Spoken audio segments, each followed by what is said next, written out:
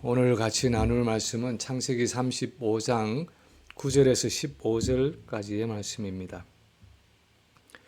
야곱이 밧단 아람에서 돌아오매 하나님이 다시 야곱에게 나타나사 그에게 복을 주시고 하나님이 그에게 이르시되 내 이름이 야곱이지만은 내 이름을 다시는 야곱이라 부르지 않겠고 이스라엘이 내 이름이 되리라 하시고 그가 그 이름을 이스라엘이라 부르시고 하나님이 그에게 이르시되 나는 전능한 하나님이라 생육하며 번성하라 한 백성과 백성들의 총회가 내게서 나오고 왕들이 내 허리에서 나오리라. 내가 아브라함과 이삭에게 준 땅을 내게 주고 내가 내 후손에게도 그 땅을 주리라 하시고 하나님이 그와 말씀하시던 곳에서 그를 떠나 올라가시는지라. 야곱이 하나님이 자기와 말씀하시던 곳에 기둥 곧 돌기둥을 세우고 그 위에 전제물을 붓고 그 위에 기름을 붓고 하나님이 자기와 말씀하시던 곳의 이름을 베델이라 불렀더라. 아멘.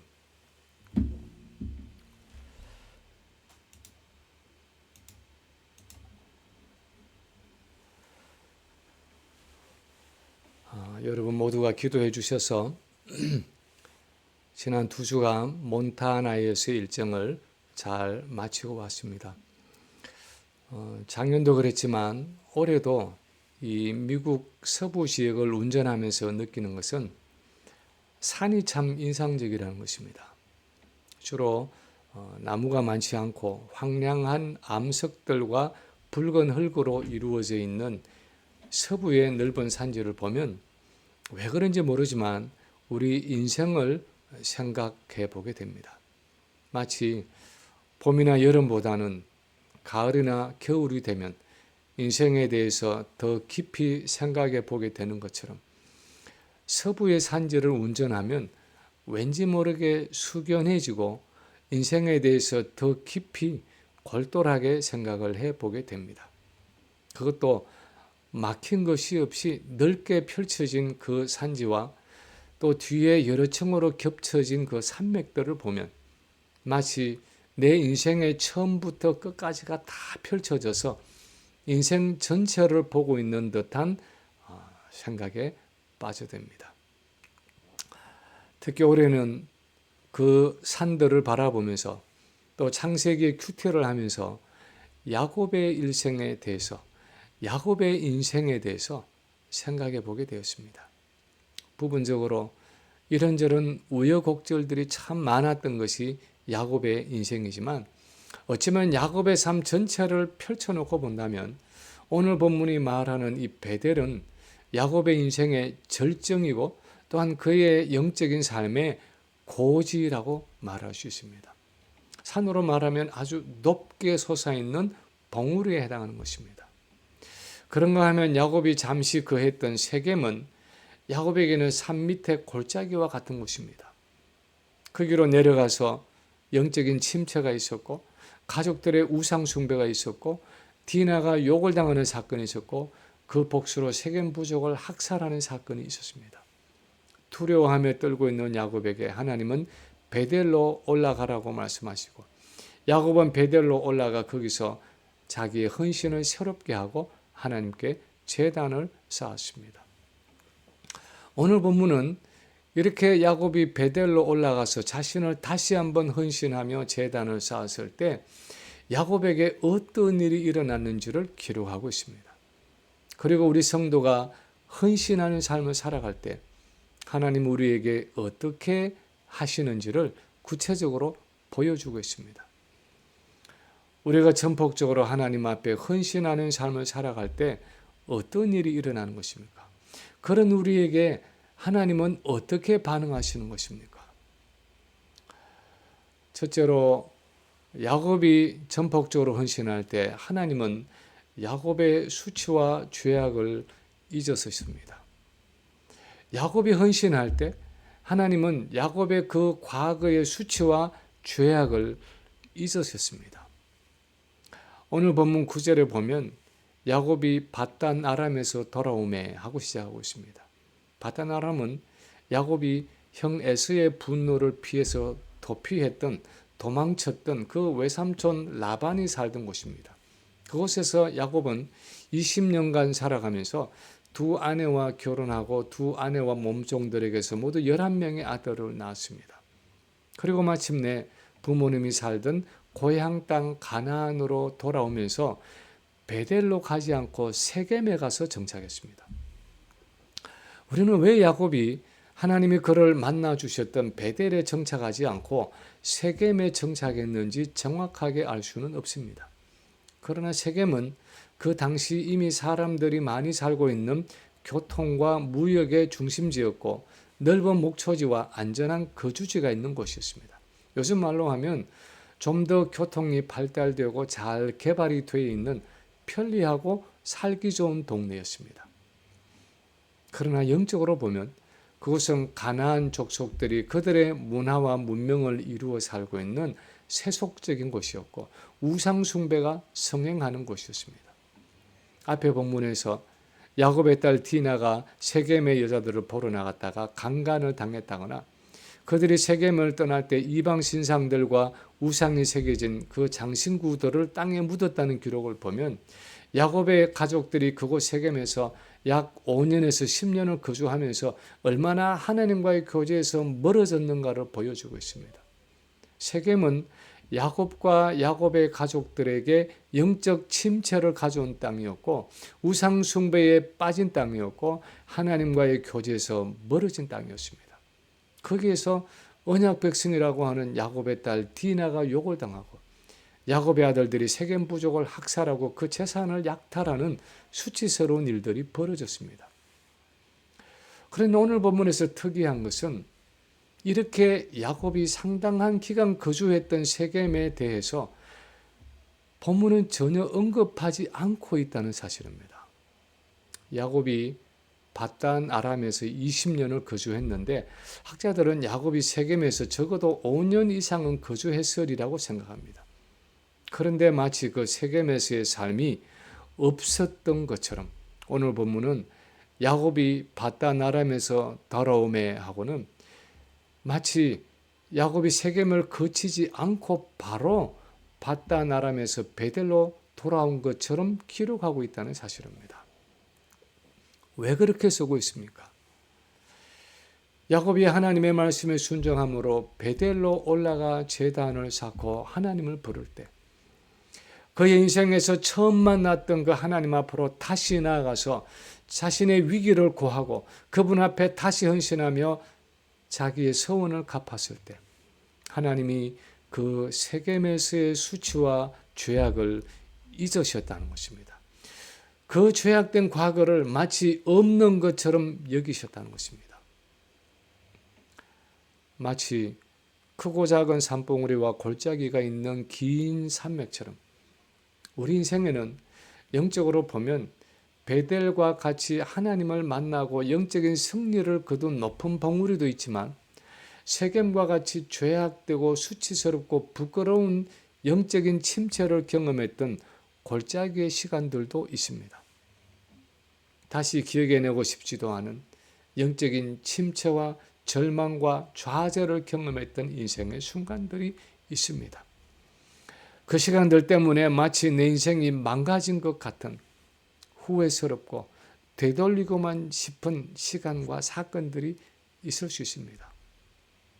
그런데 오늘 본문이 보여주는 것은 우리가 우리의 삶을 다시 하나님 앞에 가지고 나와 헌신할 때 나의 죄악과 우상들을 버리고 전심으로 하나님을 붙드는 그 첫사랑을 회복할 때 하나님은 우리의 세겜을 잊어버리신다는 것입니다.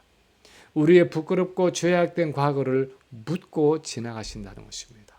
우리를 그 영적인 침체에서 일으키시고 앞으로 나아가게 하시는 것입니다.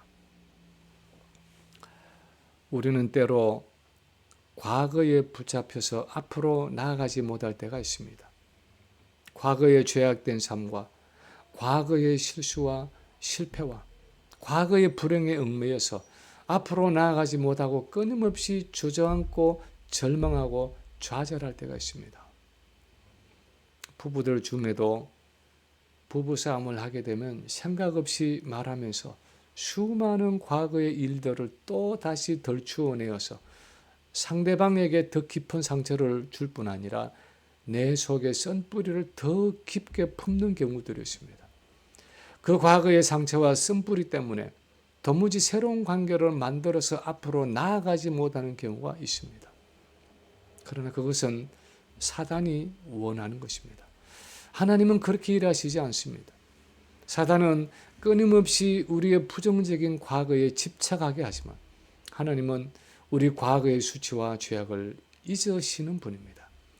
그분은 우리가 과거를 뒤로하고 앞으로 나아가기를 원하시는 분입니다. 요셉의 삶을 보십시오. 자기를 억울하게 노예로 팔아넘긴 그 형들에게 얼마나 할 말이 많았겠습니까? 그런데 형들에게 말합니다. 당신들은 나를 해하려 하였으나 하나님은 그것을 선으로 바꾸사 오늘과 같이 많은 백성의 생명을 구원하게 하시려 하셨나니 당신들은 두려워하지 마소서. 과거의 상처와 죄악을 하나님의 주권적인 섭리 안에서 해석하고 형제들을 용서하며 새로운 미래로 나아갑니다. 거듭된 죄와 우상숭배 때문에 바벨론 땅에서 포로 생활을 하고 있는 이스라엘 백성에게 하나님은 새 일을 약속하십니다. 이사야서 43장 18, 19절에 보면 하나님이 이렇게 말씀하십니다. 너희는 이전 일을 기억하지 말며 옛날 일을 생각하지 말라. 보라, 내가 새 일을 행하리니 이제 나타낼 것이라. 야곱이 베델로 다시 올라간 것처럼 우리가 하나님께 온전히 헌신하기만 하면 하나님은 우리를 회복하시는 분입니다. 우리의 어두운 과거를 잊으실 뿐 아니라 오히려 그것을 통해서 하나님의 역사를 이루시는 분입니다. 우리 가운데 새 일을 행하시는 분입니다. 우리의 과거를 얼마든지 보상하시는 분입니다. 그래서 우리는 과거에 얽매이지 말아야 하는 것입니다. 나의 실수와 실패와 죄악에 붙들리지 않고 믿음으로 앞을 향해 나아가야 하는 것입니다. 두 번째로 야곱이 베델로 올라갔을 때 하나님은 그분의 임재와 능력을 다시 나타내 보여주셨습니다. 하나님이 그분의 임재와 능력을 다시 나타내 보여주셨습니다. 9절에 보면 이렇게 말씀하고 있습니다. 야곱이 바단 아람에서 돌아오매 하나님이 다시 야곱에게 나타나 그에게 복을 주시고, 다시 말해서 야곱이 세겜을 떠나 베델로 올라갔을 때 하나님이 다시 야곱에게 나타나셔서 복을 주셨다는 말입니다. 성경에서 복을 준다라는 말의 의미는 하나님의 임재를 허락하시고 그 임재에서부터 오는 형통함을 주신다는 의미입니다. 야곱이 세겜에 내려가 있을 때는 하나님이 야곱과 함께 계셨음에도 불구하고 야곱은 그분의 임재와 능력, 그분이 주시는 형통함을 누릴 수 없었습니다. 왜냐하면 야곱 자신이 하나님을 등지고 있었기 때문입니다. 야곱이 하나님의 얼굴을 외면하고 있었기 때문입니다. 죄와 우상 숭배가 하나님과 야곱 사이를 가로막고 있었기 때문입니다. 그래서 야곱에게 영적인 무기력함이 있었고 위기를 당해도 결단을 내리지 못하는 우유부단함이 있었고 주변 사람들과 환경에 대한 두려움이 있었습니다. 우리가 앞에서 큐티를 했지만 자기 딸 디나가 세겜 추장의 아들에게 강간을 당하고 돌아왔다는 사실을 알면서도 듣고서도 야곱의 반응은 아주 소극적이고 무력했습니다. 창세기 34장 5절을 보면 야곱이 그 딸 디나를 그가 더럽혔다 함을 들었으나 자기의 아들들이 들에서 목축함으로 그들이 돌아오기까지 잠잠하였고 라고 기록하고 있습니다. 아버지로서 분노했다거나 하나님께 기도하며 부르짖었다거나 긴급하게 아들들을 부르러 보냈다는 말이 없습니다. 무엇을 어떻게 해야 할 줄을 모르고 그냥 소극적으로 잠잠하게 아들들이 돌아오기만을 기다렸다는 것입니다. 그리고 마침내 아들들이 돌아왔을 때도 가장으로서 회의를 소집하고 특별히 무슨 영적인 결정을 내려서 아들들에게 지시하지도 못했습니다. 도리어 아들들이 아버지 몰래 속임수를 써서 세겜 부족을 학살하고 재산을 약탈했을 때 야곱은 뒤늦게 다른 부족들에게 미움의 대상이 되었다는 것으로 아들들을 꾸짖는 것이 그가 한 일의 전부였습니다. 오히려 주변 부족들로부터 보복을 당할 것이라는 두려움에 쌓여 있었습니다. 하나님이 야곱과 함께 계셨지만 야곱은 실제로 그 하나님의 임재와 능력을 경험하지 못하고 마치 하나님이 없는 것처럼 세상을 두려워하며 살아갔습니다. 그것이 세겜에 거하는 야곱의 무력한 영적인 모습이었습니다. 그런데 이제 베델로 올라온 야곱에게 하나님은 말씀하십니다. 내 이름을 다시는 야곱이라 부르지 않겠고 이스라엘이 내 이름이 되리라. 야곱이라는 이름의 뜻이 무엇입니까? 발꿈치를 잡은 자라는 의미이고 자기 힘과 자기 자원으로 살아왔던 야곱의 옛 모습을 담고 있는 이름입니다. 그렇다면 이스라엘이라는 이름의 뜻은 무엇입니까? 야곱이 야복 나루트에서 하나님의 천사와 씨름에서 얻은 이 이름은 하나님과 겨루어 이긴 자라는 뜻이면서 본질적인 의미는 하나님의 은혜와 능력이 없이는 못 사는 자 하는 뜻입니다. 나를 축복하지 않으면 가게 하지 않겠나이다 하면서 하나님의 임재와 능력을 결사적으로 붙들었던 부수어진 야곱, 새로워진 야곱의 이름이었습니다. 하나님이 야곱을 더 이상 야곱이라 부르지 않고 이스라엘로 부르신다는 것은 베델로 다시 올라온 야곱은 이제 자기 자신의 능력과 자원으로 사는 사람이 아니라 하나님의 능력과 자원으로 살아가는 사람이라는 의미입니다. 야곱의 정체성이 바뀌었다는 것입니다. 외적으로 야곱의 이름이 바뀌었을 뿐 아니라 내면적으로 야곱이 살아가는 능력의 근원과 삶의 방식이 달라졌다는 것입니다. 버니엘에서 새 이름을 주심으로 이미 야곱의 정체성이 달라진 것을 말씀하셨지만 야곱은 세겜에 내려가서 여전히 이스라엘이 아니라 야곱으로 살아가고 있었습니다. 여전히 내 인간적인 자원과 능력을 의지하며 살아갔습니다. 그런데 하나님은 이스라엘이라는 그의 새 이름처럼 이제는 야곱이 하나님의 임재와 능력을 누리며 살아갈 것을 말씀하신 것입니다. 야곱이 이스라엘이라는 이름은 가지고 있었지만 세겜에 거하고 있을 때는 그 이름처럼 그 이름이 가진 특권대로 살아가지 못했던 것처럼 우리가 여전히 죄와 우상 숭배를 버리지 못할 때는 하나님이 우리와 함께 계심에도 불구하고 하나님의 임재와 능력을 누리지 못할 때가 많은 것입니다. 여전히 염려와 걱정과 불안함과 두려움에 붙잡혀 살아갈 때가 많습니다. 그러나 우리가 베델로 올라갈 때는 우리의 죄악과 우상 숭배를 버리고 하나님 앞에 온전한 헌신으로 나아갈 때는 이제는 실제로 하나님의 임재와 능력을 그분의 영적인 생명과 능력을 누리며 살아간다는 것입니다. 하나님의 능력과 자원을 실제로 경험하게 되는 것입니다. 이번에 몬타나에 가서 동굴에 들어가 있으면서 읽은 책 중에서 로이드 존스 목사님의 설교집이 있었습니다. 요한복음 17장에 대한 설교였는데 그 중에 성령의 사역에 대해서 이렇게 쓰는 구절이 있습니다. 오 사랑하는 친구들이여, 여러분이 이 영광스러운 것들을 깨닫지 못한다면 하나님께 서둘러 나아가 그것을 고백하십시오. 그분께 간구하십시오. 그분이 성령을 주셔서 여러분의 눈이 열려 이 귀하고 영광스러운 진리들을 볼 수 있게 해달라고 구하십시오. 성령께서는 바로 이 일을 우리에게 실제로 경험하게 하시려고 보내신 분입니다. 성령께서는 우리가 그 영광스러운 것들을 깨닫도록 도우실 것입니다. 그분께서는 그것들을 우리의 마음과 생각과 이해 속에 깊이 새겨서 실제처럼 느끼게 하실 것입니다. 그렇게 해서 마침내 우리는 바울과 함께 이렇게 고백할 수 있을 것입니다.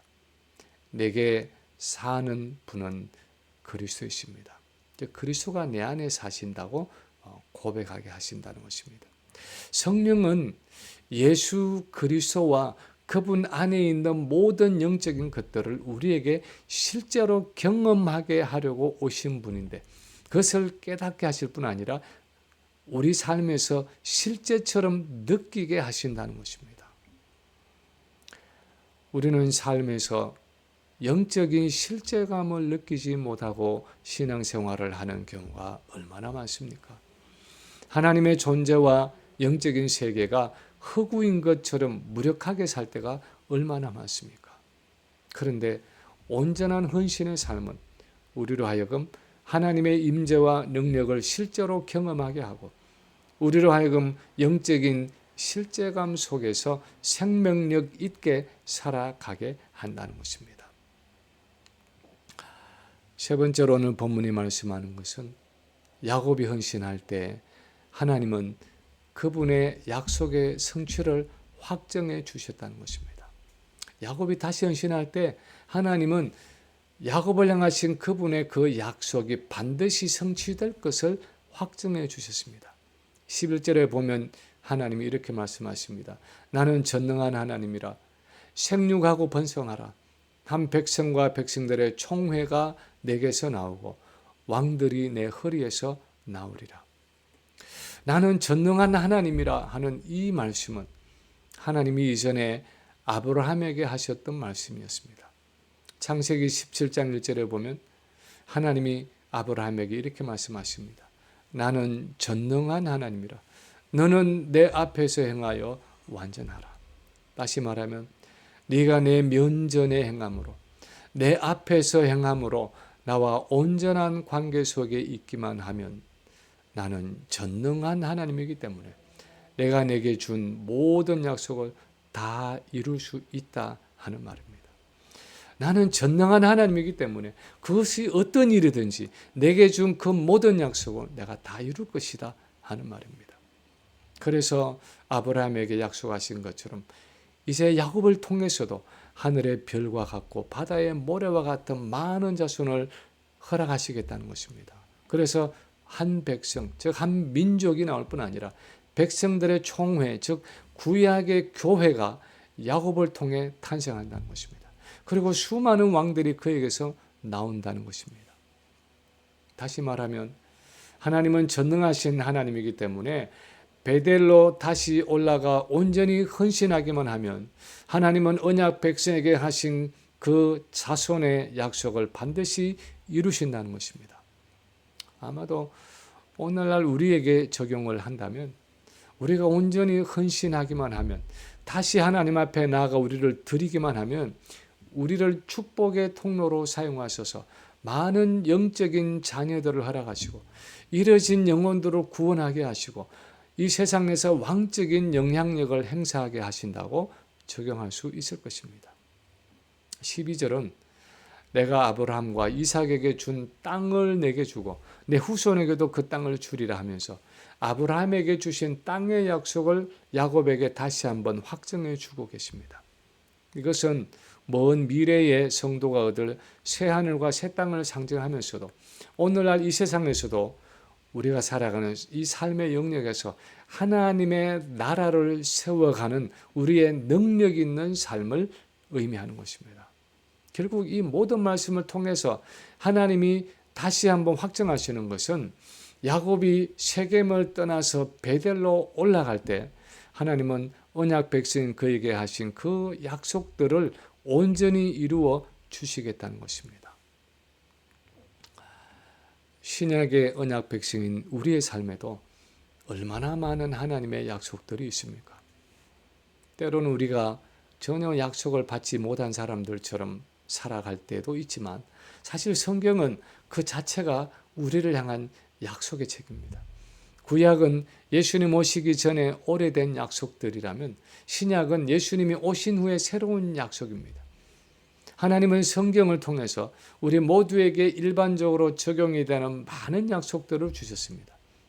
그리고 때로는 큐티 묵상을 통해서, 때로는 기도 시간을 통해서 그 말씀들이 구체적으로 내 개인의 삶에 적용이 되어지도록 내게 여러 개인적인 약속을 주셨습니다. 나 자신과 우리 가정과 자녀들에 대한 약속들, 우리 교회를 향한 많은 약속들이 있습니다. 조지 뮬러는 5만 번 이상 기도응답을 받았다고 하는데, 뮬러의 기도응답의 비결은 성경에 나타난 하나님의 그 약속들을 붙잡고 기도하는 것이었습니다. 이렇게 우리에게는 하나님께로부터 받은 많은 약속들이 있습니다. 그러나 그 약속의 성취는 우리가 세겜에 머무는 삶을 통해서는 일어나지 않는 것입니다. 야곱에게 많은 약속들이 있었지만 그 약속의 성취를 보기 위해서는 세겜을 떠나 베델로 올라가야 했던 것처럼, 우리에게 있는 많은 약속들의 성취를 보기 위해서는 우리도 우리의 세겜을 떠나 베델로 올라가야 하는 것입니다. 하나님의 약속은 우리의 헌신된 삶을 통해서 이루어지는 것입니다. 하나님은 우리의 헌신과 성별을 통해서 그분의 약속을 이루시는 것입니다. 그래서 갈라디아서 6장 7, 8절에 보면 이렇게 기록하고 있습니다. 스스로 속이지 말라. 하나님은 만홀히 여김을 받지 아니하시나니 사람이 무엇으로 심든지 그대로 거두리라. 무릇 자기 육체를 위하여 심는 자는 육체로부터 썩어진 것을 거두고 성령을 위하여 심는 자는 성령으로부터 영생을 거두리라. 이제 말씀을 마칩니다. 나는 지금 아직도 세겜에 머물고 있습니까? 아니면 베델로 올라가서 거기 거하면서 거기서 하나님께 제단을 쌓고 있습니까? 나의 영적인 현주소는 지금 어디입니까? 내가 세겜을 떠나 베델로 올라가기만 하면 나의 죄악과 우상숭배를 버리고 하나님이 나를 만나주시고 약속을 주신 그곳으로 나아가 헌신된 삶을 살아가기만 하면 하나님은 나의 죄악과 수치를 거두시고 그분의 임재와 능력을 경험하게 하시고 나를 향한 그분의 약속을 이루어 주실 것입니다. 오늘 본문의 야곱처럼 나의 베델로 올라가서 하나님의 약속을 붙잡고 그분의 임재와 능력 가운데 살아가는 저와 여러분 우리 모두의 삶이 될 수 있기를 주님의 이름으로 간절히 축원합니다.